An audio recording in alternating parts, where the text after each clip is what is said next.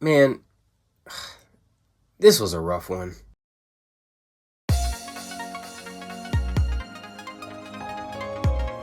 Welcome back everyone to my Rivals Guide series.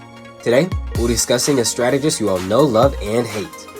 One of my first mains when I started playing and an undeniable asset to any team.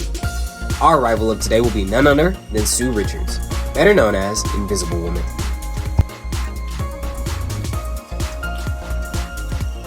She's a cosmic force to be reckoned with when she hits the field.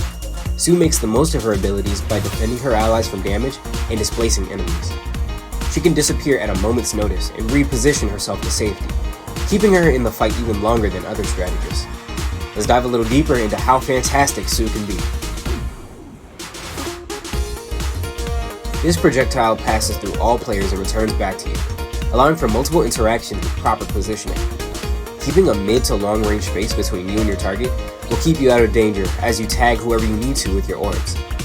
Sue's primary healing is fairly strong too, bringing large HP tanks back to a sustainable range in a short time. She comes equipped with more than just above average healing. Trust me, the community has been on her case for a long time for a good reason. Can't reach an ally in time? Reloading your cosmic recovery orbs? Watching an ally beg for heals while somebody more important needs it? Fear not.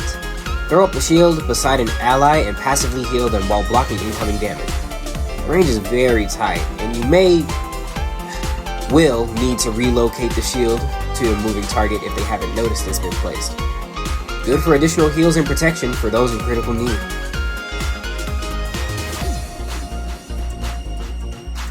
Cast a Spiraling Vortex that deals tick damage to any within its field. The closer someone is towards the middle when the vortex expands, the greater the pull effect is on them. Real useful when trying to ground flying enemies too.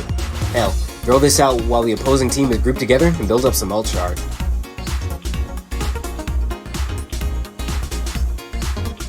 Charge Psionic Energy and choose to either push or pull whoever you target. This is hands down my favorite ability coming from Sue, with the amount of usefulness it can have. Ranging from pulling or pushing enemies out of position, pushing a diver off you or an ally, pulling runaway opponents into devastating ultimates, pushing the opposition off the map, the possibilities are endless. The only way this move could be improved is if you could position your teammates too, though I see that going all types of horrible as well. Sue's passive allows her to turn invisible after a few moments of inactivity, allowing her to heal over time and escape danger in a pinch. This will save you from most situations. Most. That damn devil will hunt you down. This is not a warning, this is a guarantee. Enforce your covert advance ability instantly. In addition to the slight forward momentum boost you get, this skill is mainly used for evasion and to get your passive healing up and running. You'll be out of sight and able to retreat back to proper positioning with your team. Unless that damn devil is on the field, of course. Make you and your allies disappear behind a light-bending force field. This ultimate takes up a large space on the field and slows down any enemies caught within the boundary. The more I've come to play her, the more I see her as a protector of the team as opposed to just a strategist.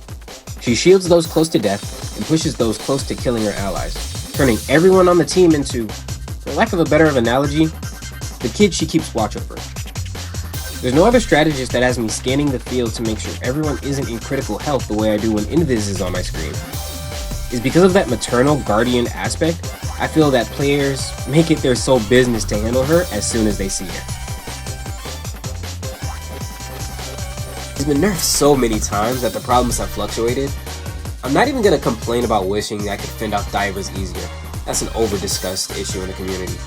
I personally wish there was more range on her force push, and especially her shield placement when she's trying to save an ally from making mistakes.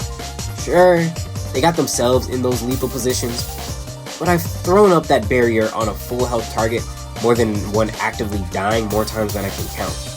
Impossible hot take. I don't like that I can place the barrier at my feet when I want to. I don't know. Something about it just lessens the skill floor for her in my opinion. It's a nice quality of life ability, but I hated when they announced it.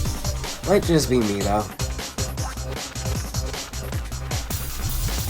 I hang towards the back end of my composition and keep an eagle eye on everything that moves. I rarely play aggressively, opting to keep everyone as alive as possible, though Mama Bear Sue's can definitely be scarily effective as well. There's nothing flashy about my playstyle, I'll be honest. Hell, I turn the match into a mental game of chess as I oversee everything. Gotta thank Fire Emblem for that mindset. Staying within range to support and shield my allies while out of range to keep the enemies off of everyone, that's my game plan through and through, and it's gotten me pretty far in quick play and competitive. Even after all the nerfs and changes to her, Sue is still up there for top 3 strategists. I know the support pool ain't large, but it still stands. With the capability not only to heal effectively, but to defend against incoming danger, she can blend almost into any composition. The changes I'd want for her might pull her back into an S tier character, but it ain't nothing a little balancing can't fix. She's been and will always be a fantastic character to have on hand, doing all she can to ensure a very visible victory.